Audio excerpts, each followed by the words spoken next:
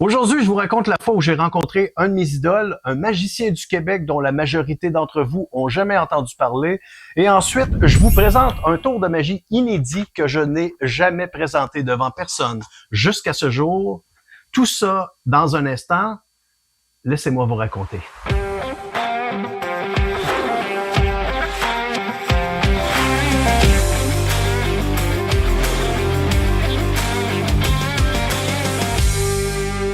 Alors bonjour à tous et re-bienvenue à cet épisode de Laissez-moi vous raconter. Ceux qui étaient là dans les semaines précédentes auront sûrement remarqué ceci, nouveau micro, parce que après avoir parlé avec une personne qui est proche de moi et en qui j'ai confiance en son jugement, cette semaine, il m'a dit « Hey, c'est plate, Seb, là, mais la semaine passée, la qualité de ton son était pas super bonne parce que je fais des tests, je sais des affaires avec ma caméra, mais le micro qui était dans cette caméra-là, avant, c'était celui-ci.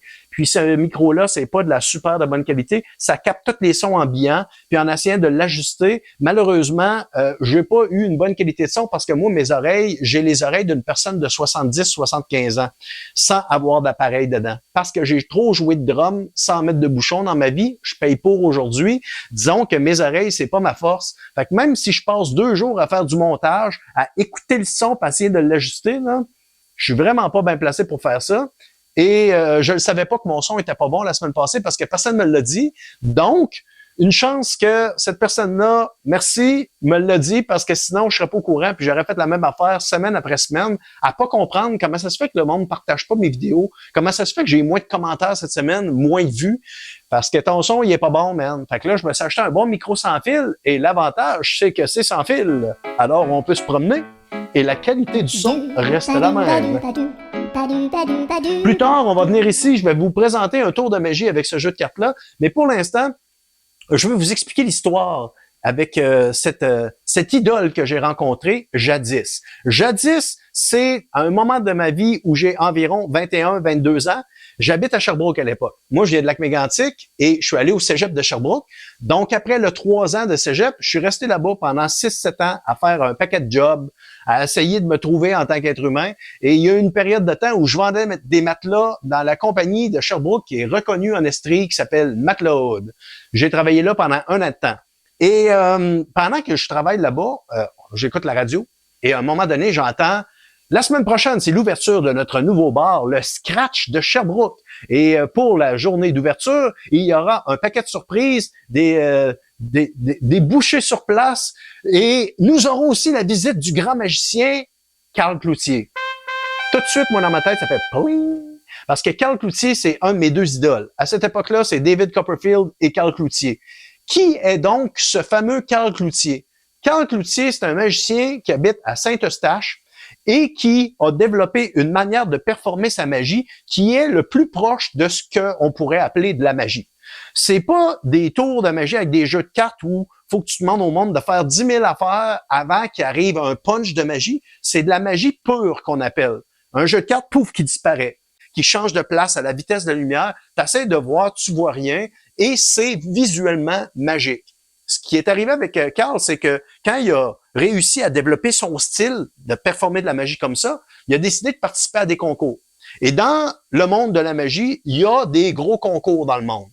Au Japon, à Las Vegas, en Europe, à Londres ou tout près de là-bas, Blackpool, ça s'appelle. Il y a des compétitions de magie qui sont plus élevées en termes de qualité que les autres. Lui, il a décidé à un moment donné, au début des années 90, de participer à toutes les plus grosses compétitions et il les a toutes gagnées. Donc, dans une période de 1 an, 1 an et demi, 2 ans, là, c'était le meilleur magicien du monde qui habite au Québec. Mais moi, à ce moment-là, je l'ai jamais rencontré.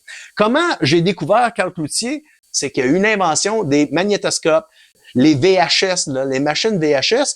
Et donc, dans le monde de la magie, c'est devenu la nouveauté de l'époque, c'est que des magiciens qui créaient des tours de magie faisaient des cassettes VHS dans lesquelles ils performaient leurs effets et après ça, ils enseignaient aux magiciens comment les faire, comment les réaliser. Et ces cassettes VHS-là, ils étaient loin d'être donnés. Dans une cassette, il y avait peut-être 6 numéros qui étaient enseignés, puis ça valait 60-70 piastres. Là. Fait que moi, à l'époque, jeune, je passais toutes mes payes là-dedans. Puis, à un moment donné, j'en avais peut-être une quinzaine. Mais dans ces 15-là, j'en avais 3 de Carl Cloutier. C'était mes cassettes préférées, c'était mon idole, c'était celui que j'essayais d'imiter le plus.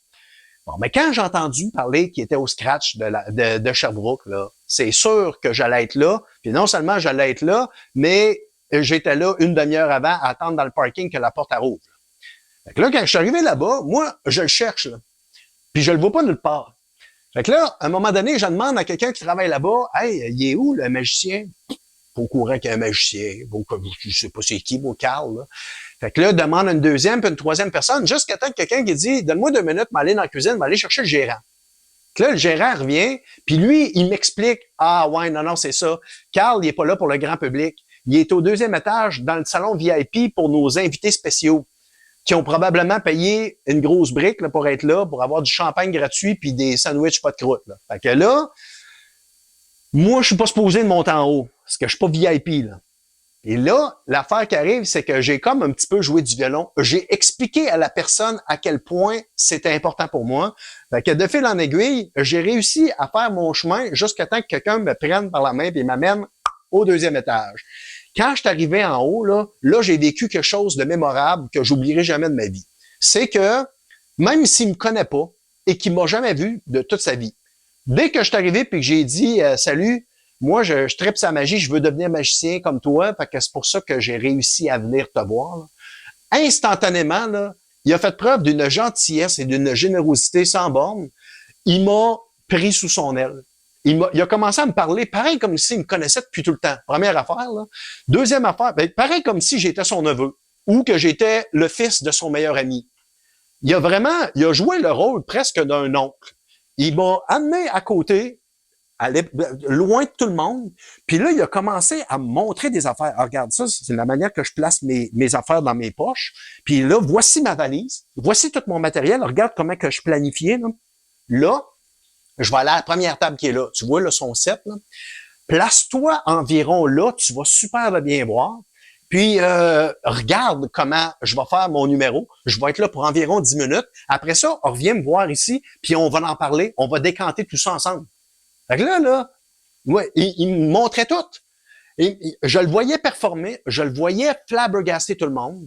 Puis là, après ça, il revenait, puis il m'expliquait tout son processus. As-tu vu comment j'ai commencé en faisant ça, mais que j'ai gardé ce numéro-là à la fin, ça le laisse avec un souvenir. Là, la fille est en train d'en parler. Là. Vois-tu comment ils sont à la table en train de parler de ce numéro-là? C'est pour ça que c'est ma finale.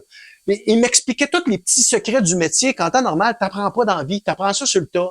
Fait que là, j'ai peut-être passé un genre de 2 heures à parler avec lui, à apprendre un paquet d'affaires, et après ça, de le voir performer 3-4 fois, jusqu'à temps qu'à un moment donné, j'ai comme compris, je ne vais pas ambitionner sur le pain béni non plus. Puis moi, dans la vie, j'ai jamais voulu être quelqu'un qui s'impose. C'est le pire feeling d'être devant quelqu'un en qui tu as une bonne estime, puis qu'à un moment donné, tu commences à sentir que tu y tapes ses nerfs parce que tu décroches pas ou tu t'en vas pas. Fait que, à un moment donné, j'ai décidé, c'est le moment, je pars. Tout ça pour dire que Carl Cloutier, à ce moment-là, il a marqué ma vie. Puis il n'a pas marqué ma vie autant à cause de tout ce qu'il m'a partagé techniquement. Il a marqué ma vie à cause de la manière avec laquelle il a agi envers moi. Il m'a comme fait comprendre que dans la vie, là, être disponible et ouvert pour les gens qui viennent vers toi, ça coûte rien, mais ça peut faire toute la différence du monde dans la vie de l'autre personne. Donc, à partir de ce moment-là, je me suis mis à dire oui quand les gens viennent vers moi, s'ils veulent me parler, s'ils veulent apprendre, poser des questions, prendre une photo, peu importe, juste être disponible. Puis, je suis persuadé qu'il y a des gens qui sont en train de regarder la vidéo présentement, là, qui sont capables d'attester de ça. Puis, j'ai aussi rencontré dans ma vie d'autres personnes qui ont fait l'inverse de ça. Puis je vais pas nommer de nom, c'est pas important de savoir c'est qui, là, mais c'était aussi des personnes en qui j'avais énormément d'estime. Puis à ce moment-là, ils m'ont appris une leçon incroyable, c'est-à-dire quoi ne pas faire dans la vie. Quoi ne pas faire quand un jeune vient te voir pour te demander des conseils ou quand une personne veut juste te signifier « j'aime qui tu es, j'aime ce que tu fais, ça m'inspire », d'être ouvert, d'être gentil. Ce qui nous amène au fameux tour de cartes.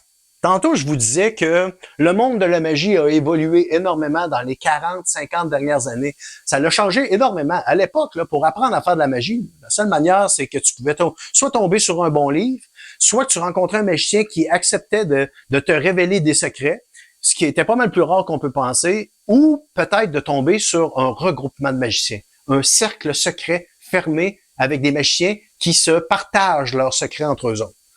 Pour rentrer dans un genre de groupe comme ça, il faut que tu passes une initiation. La première chose, là, c'est qu'ils vont te poser des questions parce qu'ils laissent pas rentrer n'importe qui.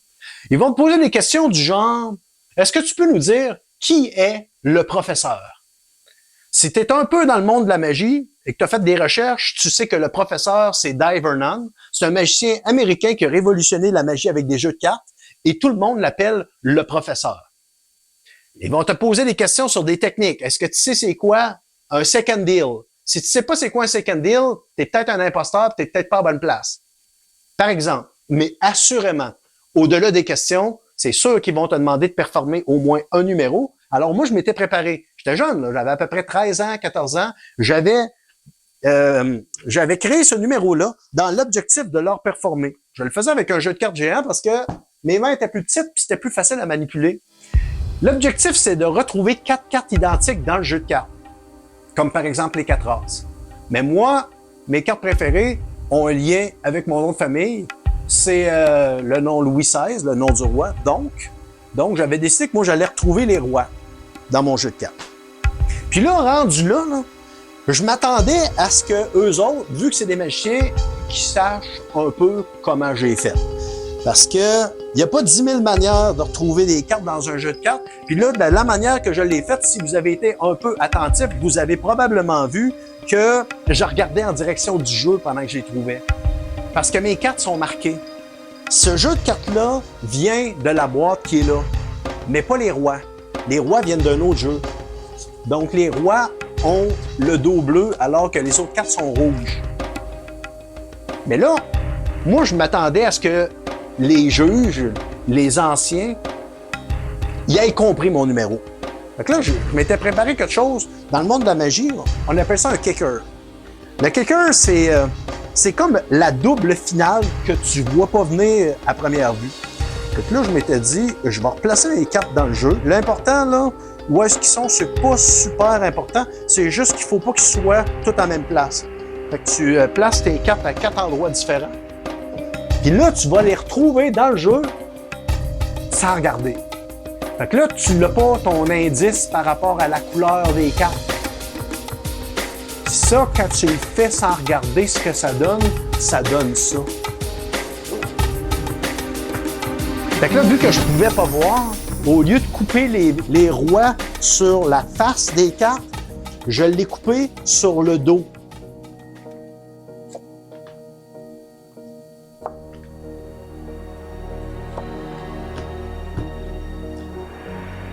Et ça, c'est le numéro avec lequel j'ai été arrivé. Mais là, je m'étais gardé au cas où est-ce qu'il voudrait peut-être vérifier les cartes. Là. Ma grande finale, c'est que lorsqu'il allait vérifier si les cartes ont quelque chose de spécial, il allait se rendre compte que finalement, les rois sont pas bleus, sont rouges, et que c'est toutes les autres cartes dans le jeu qui sont bleues. Alors voilà pour cette semaine. La semaine prochaine, je vous raconte la fois où j'ai failli me noyer à 7 mètres de profondeur dans la mer des Caraïbes. Assurément la fois dans ma vie où j'ai eu le plus peur. C'est un rendez-vous à ne pas manquer. La semaine prochaine. Bonne semaine tout le monde. Ciao. Bye.